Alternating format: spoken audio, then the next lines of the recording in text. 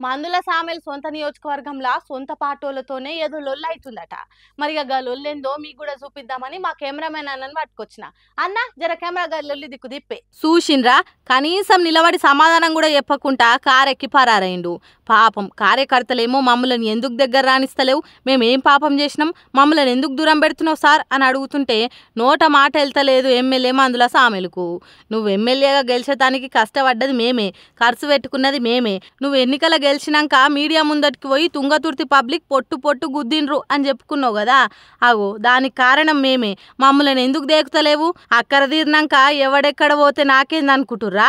ఏంది సార్ ఇది పద్ధతేనా? దోతి కట్టుకొని వచ్చింది నీతులు చెప్పేతానిక? మమ్మల్ని ఎందుకు పట్టించుకుంటలేరు అని అందరూ ఒక్కసారేగా పడ్డరు. కోపం కొద్ది పక్కకు కట్టిన CM Revanth Reddy photo, MLA మందుల సామెల్ ఫోటోలున్న బ్యానర్ను పీకి వారేసిండ్రు.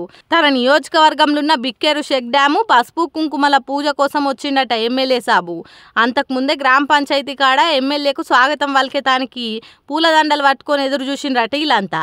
కానీ వీళ్ళని ఎవరు పట్టించుకోకుండా తన వర్గం కాంగ్రెస్ పార్టీలని చేరదీసి చేతి కింద పెట్టుకున్నాడట. అందుకే ఇగో గీ తీరుగా కోపానికి వచ్చిండు. కెమెరాలు ఆన్ చేసి ఉన్నాయి కాబట్టి నోరు మెదపకుండా కారెక్కి అక్కడి నుంచి పరారైండు ఎమ్మెల్యే మందుల సామెలని అంటున్నారు ఇది చూసిన వాళ్ళు. కష్టపడి గెలిపించిన వాళ్ళను ఇట్లా పక్కకు పెట్టుడు కరెక్ట్ కాదు. ఏరు దాటినాక తెప్పదలగా పెట్టినట్టు చెయ్యొద్దు అని అంటున్నారట ఈ ముచ్చట తెలిసిన కాంగ్రెస్ కార్యకర్తలు.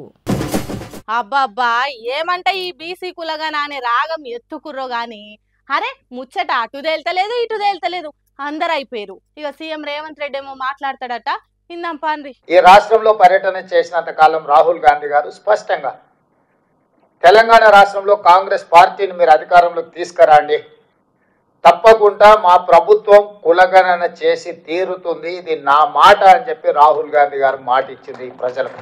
ప్రజలు మా మీద నమ్మకం పెట్టుకొని గెలిపించినందుకు రాహుల్ గాంధీ మాట ప్రకారం కులగణన చేసిన అన్నట్టు చెప్పిండు సీఎం రేవంత్ రెడ్డి. అంతేకాదు కేసీఆర్ చేసిన సర్వేకు ఈ సర్వేకు తేడా ఏంటిదో చెప్పుకొచ్చిండు. ఆనాడు సమగ్ర కుటుంబ సర్వే కేసీఆర్ గారు 12 గంటలలో చేసి ఇదే లెక్కలని కాకి లెక్కలు ఆయన చెప్పిండు. ఏ రోజు కూడా అధికారికంగా వారు క్యాబినెట్లో పెట్టడం కానీ శాసనసభకు వివరాలు ఇవ్వడం కానీ ప్రభుత్వం ఎక్కడ అధికారికంగా లెక్కలు చూపించలేదు. ఈ రాష్ట్రంలో ఉన్న జనాభానంతా లెక్క కట్టి ఒక కుటుంబం ఒక వ్యక్తి ఆ వివరాలను దాచిపెట్టుకొని ఎన్నికలు వచ్చినప్పుడు ఆయనకు అవసరమైన విధంగా ఆ సమాచారాన్ని వినియోగించుకొని రాజకీయ ప్రయోజనం పొందేదే తప్ప 10 సంవత్సరాలలో ఆ సమాచారాన్ని పేదల కోసం వినియోగించలేదు. కులగణన అంతా తప్పుల తడక, కొన్ని దిక్కులు అసలు సర్వేనే జరగలేదని సర్కార్ అంటున్నారు కదా కొందరు. అగో వాళ్ళ ముచ్చటకు కూడా సమాధానం చెప్పిండు.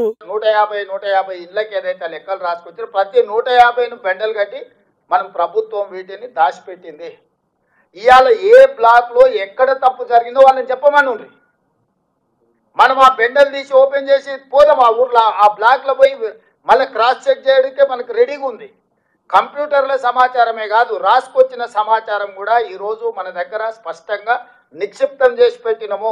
అంతేకాదు ఈ సర్వేను తప్పుబట్టి కోర్టుకు పోయి చెల్లకుండా చేసిన వాళ్ళు ఉంటారు కదా, అగో ఆ ఛాన్స్ కూడా లేకుండా చేసిండ్రాట. బీఆర్ఎస్ వాళ్ళు బీజేపీ వాళ్ళు ఎవరితోనో ఒకరితో కోర్టులో కేసు వేపించి ఈ ప్రాసెస్నే తప్పుబట్టి మొత్తం ఈ తీసుకున్న ప్రక్రియనే మొత్తం నిర్వీర్యం చేయాలని ప్రయత్నం చేస్తారు. కాబట్టి ఎలాంటి అవకాశం ఇవ్వకుండా మెటిక్యులస్గా ఈరోజు ఇట్లా సమాచారాన్ని సేకరించి డేటా ఎంట్రీ చేసి ఇది చేసినాం. ఇగో ఇంత పకడ్బందీగా చేసినామని చెప్పుకుంటున్నా ఈ సర్వేను సొంత పార్టీలు కూడా తప్పు పడుతున్నారు కాబట్టి అగో దానికి కూడా ఏమన్నాడో ఈయనుండ్రి. మనోళ్ళు కూడా తెలిసి తెలియక ఏదైనా చిన్నది పెద్ద తప్పు జరిగితే మేము సర్దిద్దుకుంటామను, లేకపోతే అవునా అట్లా జరిగిందా అని మన దాంట్లో ఉన్న వాళ్ళే వాళ్ళ అతి తెలివితేటలు ప్రదర్శించి, లేకపోతే వాళ్ళ గుర్తింపు కోసం ఈ లెక్కలు తప్పను, దీన్ని అట్లా చేయండాను దీన్ని ఇట్లా చేయండాను ఇట్లా మాట్లాడడం ద్వారా అర్థమైందా?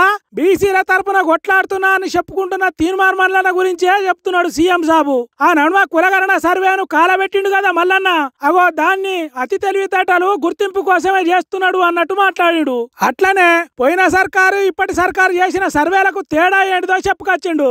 గతంలో చంద్రశేఖరరావు ఇచ్చిన లెక్క ప్రకారం 51% బీసీలు, 21 మీరు నోట్ చేసుకోండి అందరు, 51% బీసీలు చంద్రశేఖరరావు ఇచ్చిన లెక్క, 21% ఓసీలు, 18% ఎస్సీలు, 10% ఎస్టీలు, 51, 21, 72, 18 ఎస్సీలు 90, 10 ఎస్టీలు 100%, 4 కేటగిరీల కింద చంద్రశేఖరరావు గారు ఇచ్చిన లెక్క. ఎవరో కాదు మీ పార్టీ ఎమ్మెల్సీ అని అంటున్నారు కొంతమంది. ఇక ముస్లింలను బీసీలను ఎట్లా కలుపుతావా అని ఆ నడుమ బండి సంజయ్ అన్నాడు కదా. అగో దానికి నరేంద్ర మోడీ వీడియో చూపెట్టి ముస్లింలను బీసీలలో ఎట్లా కలిపిండో చెప్పిండు. ముస్లింలు ఓబీసీలలో ఉన్నారు, నేను చేసిన వాళ్లకు. కాకపోతే నేను ఎప్పుడు మీడియాలో చెప్పుకోలేదని ఈ దేశ ప్రధానమంత్రి నరేంద్ర మోడీ గారు 2022లో అఫీషియల్ ఇంటర్వ్యూలో చెప్పిన ప్రధానమంత్రిగా. మరి ఇప్పుడు బండి సంజయ్ గారు రేవంత్ రెడ్డి తీసుకొచ్చి బీసీలను మన ముస్లింలను తీసుకొచ్చి బీసీలో కలిపి అంటాడు. అట్లనే కులగణన చేసిన ముఖ్యమంత్రిగా రేవంత్ రెడ్డి ఎట్లా చరిత్రలో నిలిచిపోతాడో అనేది చెప్పుకున్నాడు గొప్పగా. ఇట్లా ఓ శాన ముచ్చట్లే చెప్పుకొచ్చిండు కులగణన మీద.